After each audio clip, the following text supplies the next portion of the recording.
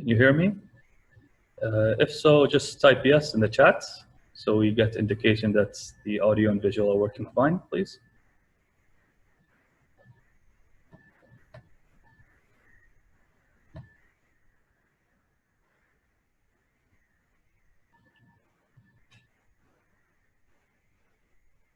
Please just type in yes.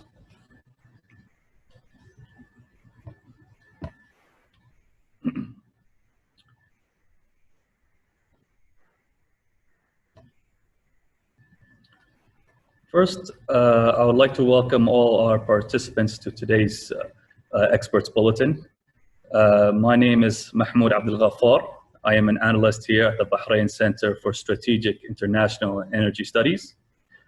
I work in the Strategic and International Studies Department. My focus of research is mainly about Arabian Gulf and China relations, in addition to regional security and general international relations. I would just like to clarify that we're having two sessions. Firstly, I'll be making a presentation that's approximately 30 minutes in length. Followed by that, we will open the floor to questions, and that will also be 30 minutes. As you know, the topic of today's webinar is strategic competition, US-China relations following COVID-19. It's a very hot topic, as you will. Some might even consider it sensitive, but at the same time, it's a very important topic to discuss because it has serious ramifications and consequences for current affairs, both in the short, medium term. And but in order to understand how US-China relations developed into what it is today, it is imperative that we have some historical context about these relations. Of course, the People's Republic of China, which I will now refer to as the PRC, it was established in 1949. But during the 20th century Cold War, there were actually some differences between the USSR and the PRC. And some of these differences included in terms of thinking about security, ideology, and development models.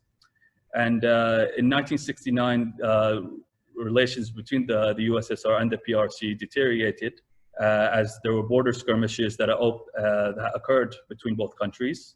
And this opened the US attempts to engage China with rapprochement efforts. And on April 6, 1971, there was a period known as ping pong democracy. And this was the first time that US journalists and its table tennis team entered the PRC. It was the first time in the country's history. And this began the thawing period between both the US and China. Within the same year, in July, Secretary of State Henry Kissinger actually conducted a secret trip to China.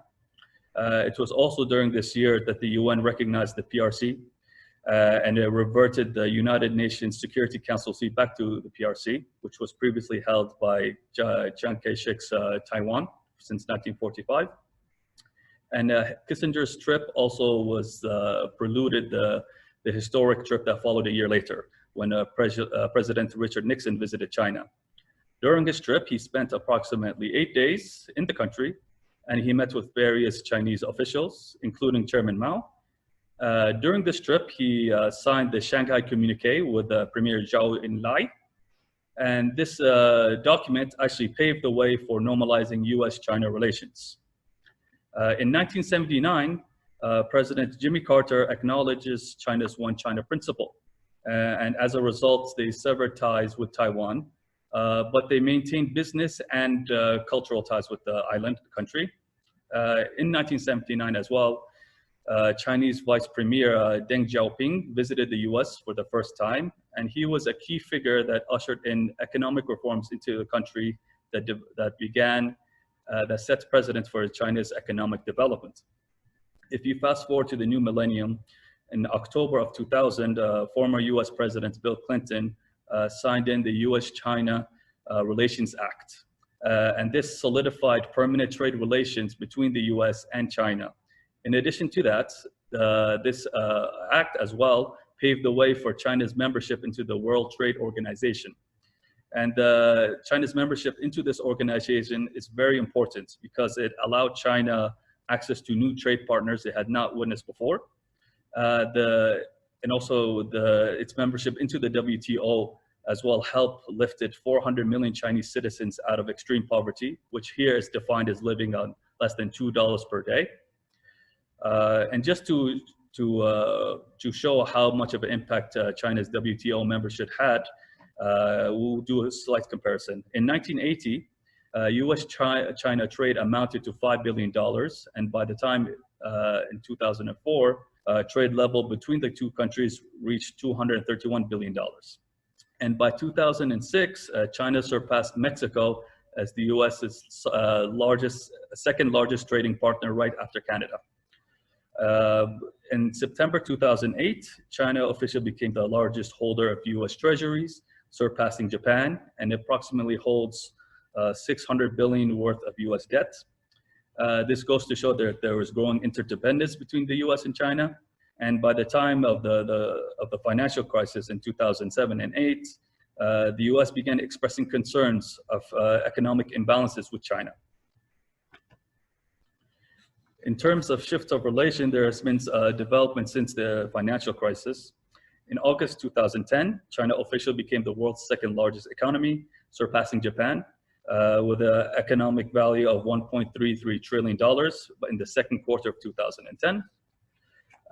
China's total GDP amounted to $5.88 trillion for 2010, which eclipsed Japan's previous total of $5.47 trillion. And China is currently on track to surpass the US as the largest economy in the world, as represented in the graph here. In November 2011, there was a famous article published by former US Secretary of State Hillary Clinton, which outlines a US pivot towards the Pacific region. She mentioned that the US must increase investments in terms of diplomatic, economic, strategic, and other assets into the Asian Pacific region. Many observers actually interpreted this pivot as an intention to counter China's growing international status. During then, former US President Barack Obama signed the Trans-Pacific Partnership along with 8 countries in the Pacific region, which is, of course, a multinational free trade agreement, which now, of course, does not exist as the way as it was. In addition to that, the US also deployed 2,500 Marines to Australia. And this move and this deployment was heavily criticized by the Chinese Communist Party, which is also known as CCP. In 2012, there has been increasing trade tension between the US and China. The US trade deficit with China rose from $273.1 billion in 2010 to an all-time high of $295.5 billion in the following year. In March of 2012, the US, European Union, and Japan filed a request to consult China at the WTO over the restrictions placed on exporting rare earth metals to the country. They say that China's quota violates international trade norms, forcing multinational corporations that use metals to relocate their factories to China. China said that the move was rash and unfair. In 2012, we see a bit of a difference in Chinese political discourse. During this year, the Chinese dream was first expressed within the country. President Xi Jinping called for China's great rejuvenation, which aimed to turn the country to a moderately well-off society by 2021, reaching a GDP per capita of $10,000. This also coincides with the 100th anniversary of the CCP.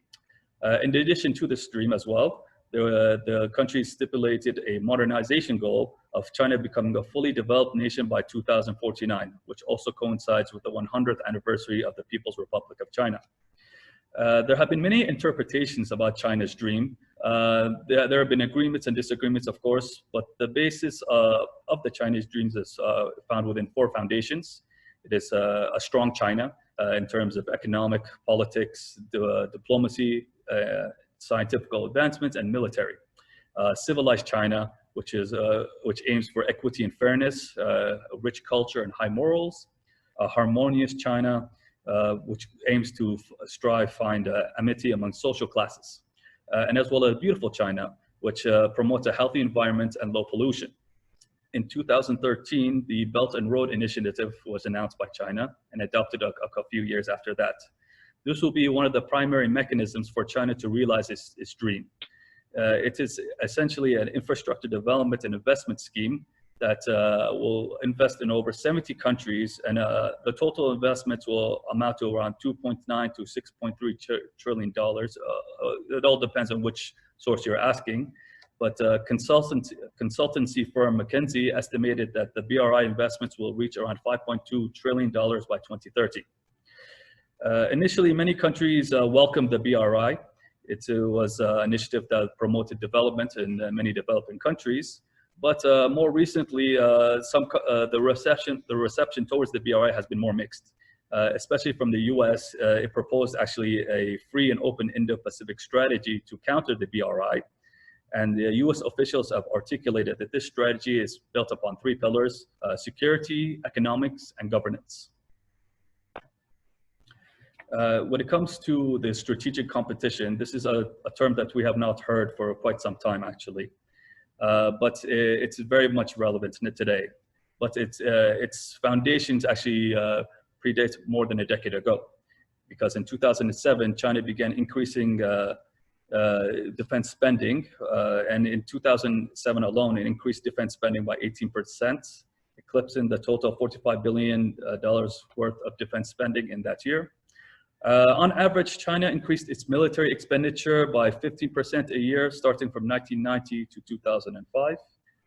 Former US Vice President Dick Cheney said that China's military buildup was not consistent with its stated goal of a peaceful rise. But China responded by saying that it required to increase spending in order to provide better training and higher salaries for soldiers and officers, and also to protect national security and territorial integrity of the country. The previous two administrations of the 21st century, which are George W. Bush and the Barack Obama administration, both responded very differently to China's growth. For instance, George W. Bush, whose administration was focusing on the global war on terror, softened its tone in terms of China. There was even a specific instance when Colin Powell, the former US Secretary of State, disinclined to label China either as a partner or enemy. During the Obama administration, there has been also attempts to appease China. The different administration officials said that the great power competition was a previous term that was not applicable in today's 21st century politics. Also, some different officials from the Obama administration said that the US cannot go back to 20th century Cold War politics, and it cannot act unilaterally as it once did before. And these are all messages that attempted to reassure China's growing role in the world.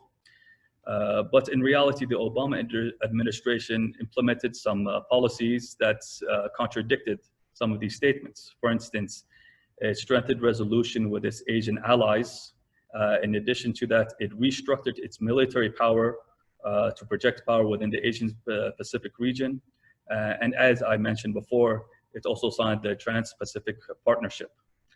These are all attempts also to re-galvanize or revitalize US global leadership.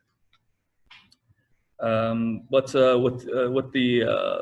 with President Trump's presidency, his administration is built upon his world outlook, and the world outlook is as follows. The post-World War II liberal world order, it does not serve US interest. In fact, it created opportunities. It created opportunities for other nations to become more secure and richer, and because of this, they often did this at the expense of the US interest.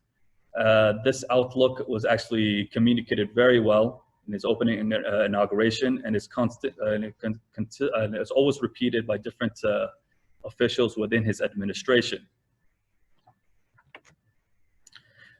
Now, the US-China competition occurs on several levels. Some of these levels are intertwined, some of them are more distinct, but we here have identified 4 key areas of competition between the US and China. In terms of politics, There have been exchanges of hostile rhetoric recently between both the US and China. The different diplomats and US officials have accused one another of different aspects that attempt to weaken each other's position. Even at the US legislative level, at the local level, there has been legislation that targeted China specifically. For instance, Senator Lindsey Graham proposed legislation to sanction China if the country fails to give a full account of COVID-19 outbreak, and this occurred on May 12th. In addition to that, the US Senate approved of Trump to toughen his stance on Chinese domestic affairs. And China as well has a long history of different foreign interventions within the country, and they do not look kindly to any incursions into the domestic affairs of their own politics. In addition to that, we saw destabilizing acts within the international organizations. Because of Trump's world outlook, this is actually reflected in the diplomatic efforts of his administration. For instance, when the US pulled out of the World Health Organization and when it pulled out of the Human Rights Council in Geneva, this was a direct correlation to Trump's world outlook. And because of this, they actually provided diplomatic space for China in the international system. Also within the highest council in the United Nations, which is the United Nations Security Council, we saw a lot of infighting between the US and China, disagreements on different drafts and bills, especially on the bill that calls for a global ceasefire in order to focus world efforts on containing the COVID-19 pandemic.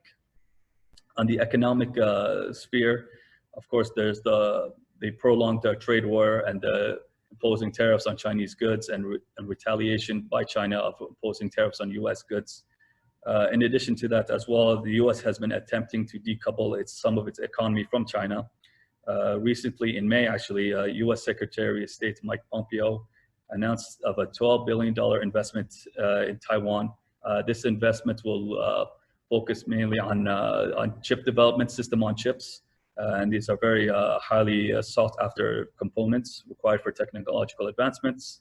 The European Union as well was heavily concerned that it's being heavily reliant on China and plans to decouple some aspects of its economy in the future.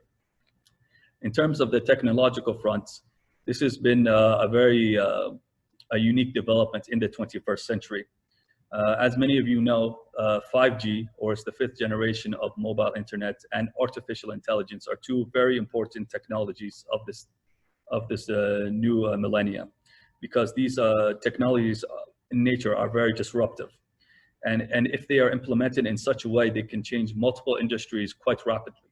For instance, introducing 5G could pave the way for remote surgical operations, where a surgeon in one country can perform an operation in another country via 5G internet.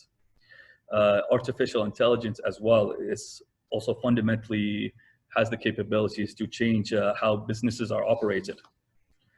Whoever makes strides within these technological advancements is going to be in a very prestigious and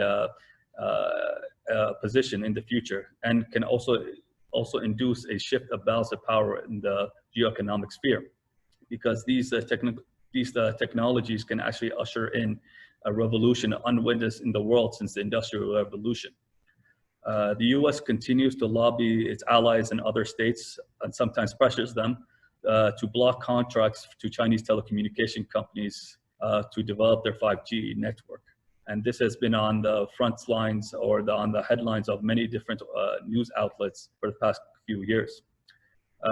Following the COVID-19 pandemic, the UK actually reversed its contract to Huawei, and now aims to limit its role in building their 5G network. So you can see that the technology aspect is impacting geopolitics and geoeconomics very intimately. In addition to that, the US is also attempting to cut off access to key technological vendors. This includes key components, as mentioned before, such as chipsets and systems on chips. These components are vital to the production and creation of different technological pieces of equipment. On the military side of the competition, the US has begun increasing drills in Southeast Asia, Most notably in May, the US Air Force redeployed its B-1 strategic bombers from Texas to Guam, and it conducted drills on May 3rd. Also, in addition to this, on May 13th, the US Pacific Fleet announced that its submarines in the region will be conducting operations in support of a free and open Indo-Pacific region amidst the pandemic of COVID-19. China also is heavily engaged in modernizing its military. Specifically, it is designing weapons that prevent US power projection in the Indo-Pacific waters. Some of these weapons include aircraft carriers and precision weapons. China has developed a precision weapon which is codenamed DF-21. This is known as the world's first ballistic anti-ship missile, and it's commonly known as the aircraft carrier killer. Now, with all these different areas of competition, it's also important to note how COVID-19 will impact strategic competition between these two countries. There were reports from Western news agencies that stipulated that an institute within China produced a report that warned that the CCP that it should expect actually increased anti-China sentiments around the world as a result of COVID-19. The US is heavily engaged in a campaign to blame China on this pandemic, while China is attempting to remedy its position globally. The US also is coordinating this international campaign with its partners and allies. In addition to this, there have been reports of China approaching state senators in the US to propose bills that praise China's response to COVID-19. And these developments are part of our wider information warfare that is occurring between the US and China. In addition to that, Western media outlets have reported that China is using what is known as wolf diplomats. These are more assertive spokespeople of the Ministry of Foreign Affairs, and they assertively reply to US accusations. And we can see now that the information warfare is increasing at a very high rate. In addition to this, China is employing different policies of sending medical aid to different countries. For instance, in March, China sent 2 million surgical masks, 200,000 N95 masks, and 5,000 testing kits to Italy. Italy, of course, is one of China's biggest EU partners, and it received these supplies were well received in the country. In addition to that, China also sent 4 million face masks and over 400,000 protective suits to Hungary. In March, China flew in 6 doctors, ventilators, and medical masks to Serbia, and has sent another shipment via train on May 27th after it sent 294 tons worth of medical equipment to Serbia via train. This also prompted the EU to get more involved in responding to COVID-19. Recently, Germany and France both approved a $546 billion EU stimulus package in order to respond to the economic damage caused by COVID-19. In addition to this, there have been reports that US has poached medical supplies sent from China to different states in the Caribbean. Of course, America denied these accusations. Also, in the Asian sphere as well, we see a large military buildup. Republicans, Representative Mac Thornberry introduced a $6 billion initiative to deter what aid called Chinese expansion into the Pacific region. Recently, Senator Tom Cotton proposed $43 billion worth legislation, and this is part of the coronavirus relief package. Within this package, actually, he outlined a $1.6 billion worth of precision weapons to be deployed in the Indo-Pacific theater, and $1.3 billion towards changing the design of US weapons and troop deployments into Pacific so they are less concentrated and less vulnerable to attack. In addition to these funds, there's a request to increase a deployment of Virginia-class attack submarines of the US to the region. Actually, within last week as well, China delayed debt repayments for 77 countries. In addition to this, it's providing $2 billion worth of aid to other countries that are afflicted by the coronavirus. This also includes $50 million donation to the World Health Organization. These are attempts by China to remedy its international reputation and in order to counter anti-China sentiments that is emanating around the world. Recently, actually, China published a white paper that denied any anti-Chinese sentiments that is occurring in the world. So you can see that this matter is very important to the CCP and China as a whole. And lastly, I just wanted to discuss some of the implications that COVID-19 will have as well on the US strategic competition between the US and China. Make no mistake, there is a Cold War occurring right now between the US and China. We have not seen bipolar competition of this magnitude since the 20th century. While it might not be at the same level as the 20th century Cold War, it is increasingly fragmenting the world. And as a result, we will see, I expect that there will be US and China blocs, and these two countries will seek validation from their partners against the other.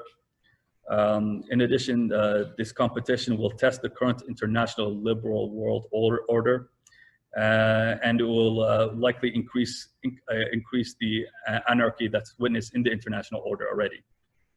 Some countries will try to resist this anarchy, and they will try to redefine or restructure the current world order, as the EU witnessed when it passed the COVID-19 stimulus economic package. At the same time, one has to be also positive as well. The fact that a phase one of the US-China trade deal was able to pass shows that US and China are not willing to engage directly in a military confrontation. I expect that the US and China will, over time, develop mechanisms to ease tension, to reduce tension between one another, and therefore they will find ways to cope with each other. The US as the traditional world power is slowly coming to the realization that China is indeed a rising power, that it has a larger stake in world politics, and this pandemic will represent a serious challenge to China's ambitions and its international status. This concludes my presentation, and now we will open the floor to questions and answers. So please, when you pose a question, write out your full name, your position, and what organization you're representing. And we will take questions if you select to raise your hand in the Zoom application, or you can just type it in the chat box, whichever you prefer.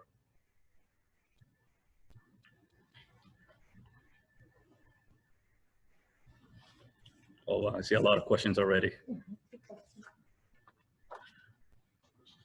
From Khalid Khatib, question one, will China trade, could it be worse? We shall wait until the phase one deal falls apart. Their trade balance for the month of May hits a record of 62.9 billion, but that's mainly because China companies were importing less, down 16% to be exact, based on Chinese figures and released. Like I mentioned before, there have been, there's a lot of political will to see the phase one deal through. China, of course, is expected actually to recover economically from the COVID-19 pandemic, but of course, its recovery will be influenced severely by the U.S. policies towards China. I suspect this is an election year that a lot of the U.S. efforts will be directed towards the elections. This could actually delay some of U.S. and China's economic dealings in the near future. We have another question from the same participant. China's digital Silk Road after coronavirus, will it get changed? I think now you're starting to see some countries that are skeptical about Chinese investments in their countries. For instance, in Sri Lanka, there's been a lot of controversy surrounding China investments in different infrastructure projects. In terms of the communication investments, this will actually go down to how the U.S. and its allies position themselves against Chinese contracts to win 5G developments, contracts from different countries. And yeah, we see now a lot more encompassing technological aspect in the geopolitical competition between the US and China. And of course, this will refer back to the Cold War that I mentioned earlier. Countries will be pulled from one bloc to another, but I think what we will see actually a lot of countries will attempt to play both blocks to their advantage, because this was actually witnessed during the 20th century Cold War. In addition to that, I expect that that countries that are leaning towards China, they will for sure look for their expertise when it comes to technologies such as 5G and artificial intelligence.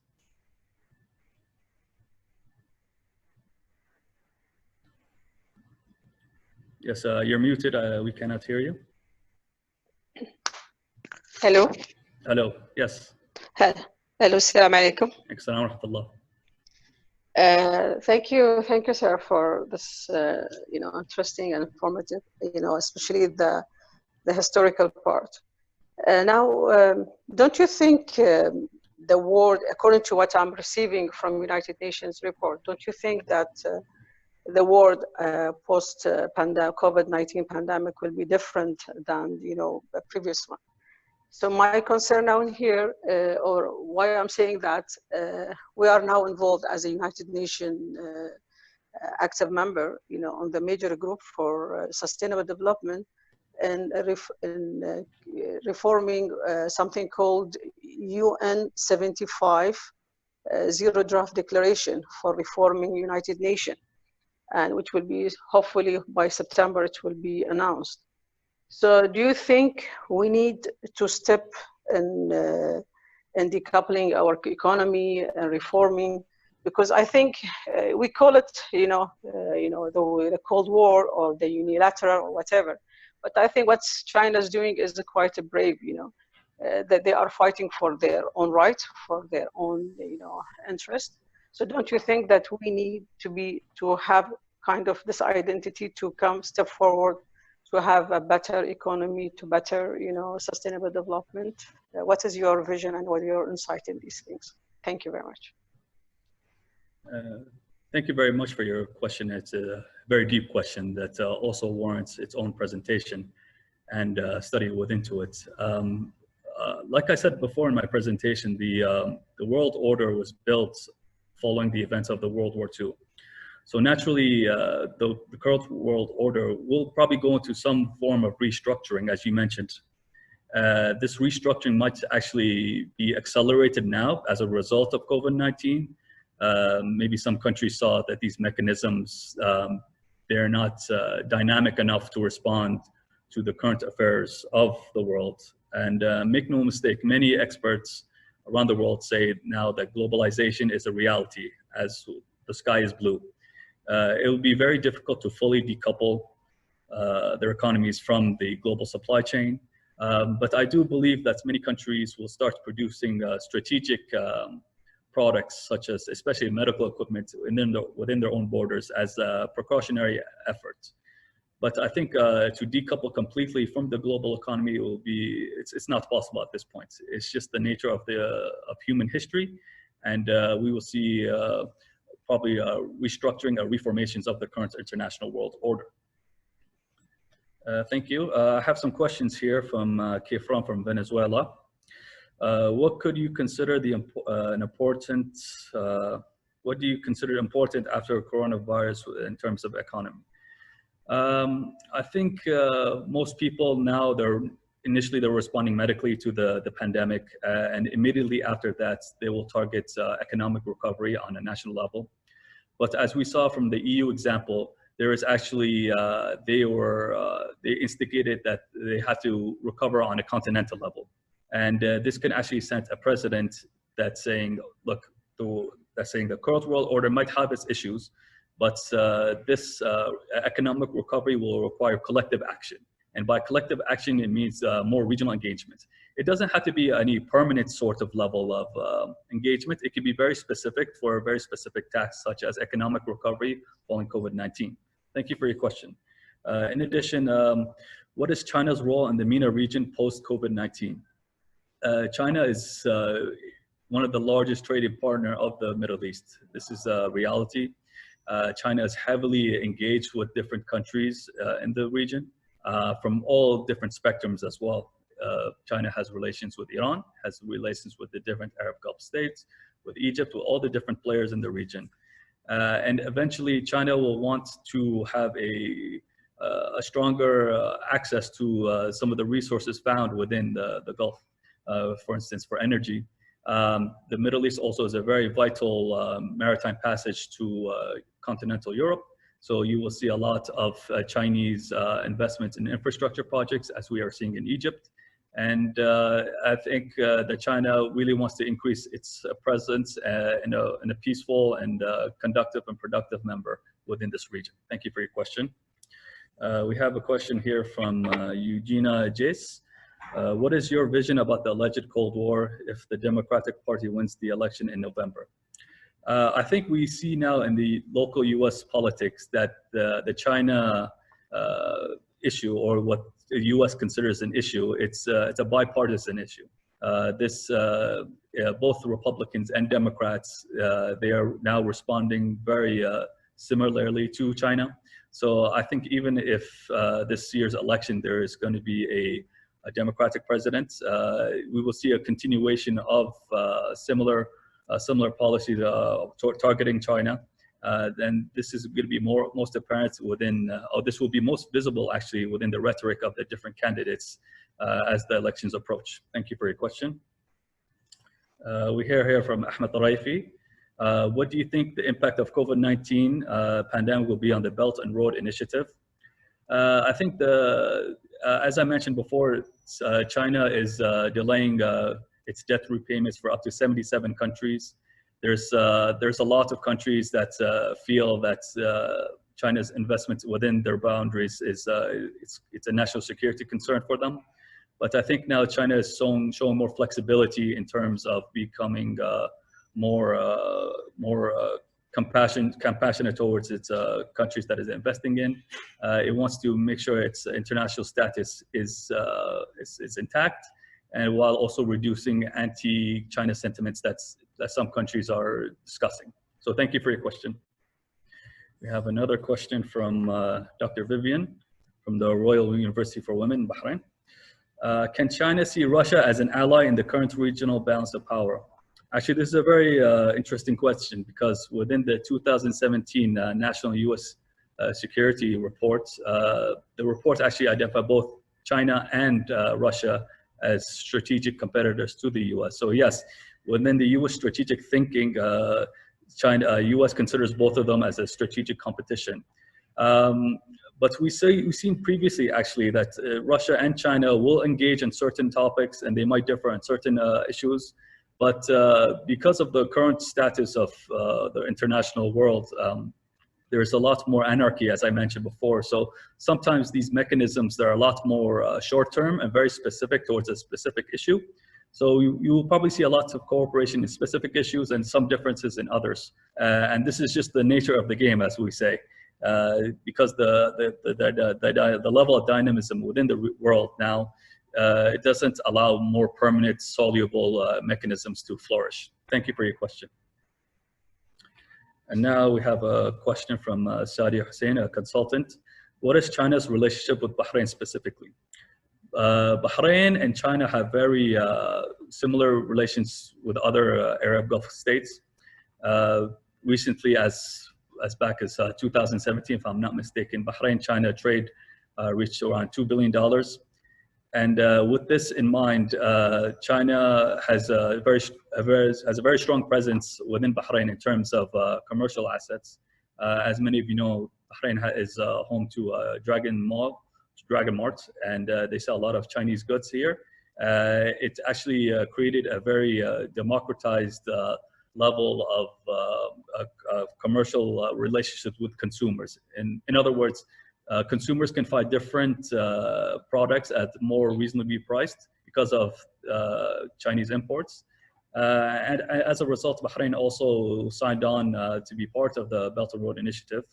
There was an MOU signed actually a couple of years ago, like many of our Gulf neighbors. And this goes to show that Bahrain and China has very strong ties. Although they're not very old ties, they're very, very strong, have a strong foundation.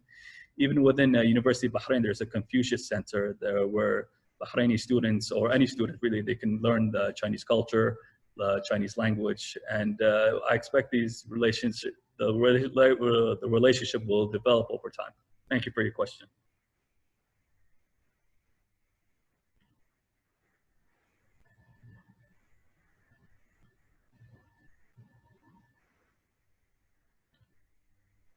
We're just waiting for the administrators to pass along more questions. I can see this topic is of great interest to many of you. It's a very important topic nonetheless, and it's important to have these open forums to discuss developments that will likely impact international relations in the near and midterm. Thank you. This is from Ms. Lulu Tawa. What do you think is the effect of China's current status after COVID-19 on small businesses? What kind of precautions should they take in sustaining their businesses? You know, actually, SMEs were heavily impacted by COVID-19 in terms of the lockdown procedures that different countries impose on the countries. Well, a lot of stipulation have said actually the small business owners will look to governments to sustain and to recover some of the losses endured from COVID-19. We can see now actually that the coronavirus actually is requiring bigger government interventions within economic policies, as this is a black swan event that the world has not witnessed for a very long time. In some countries, especially where anti-China sentiments are high, we can see politically some politicians might take advantage of this. They might use it to incite increasing anti-China sentiments within these countries. And as a result, it might increase some tensions, societal tensions within these countries. But in terms of small businesses, they're heavily affected by COVID-19, and they will require the assistance of governments in order to alleviate their difficult financial position. Thank you for your question. Okay, so thank you for tuning in today. I hope you found this discussion informative, and I highly encourage that our participants sign up for the next event. And please stay tuned to receive any additional content from Derasat.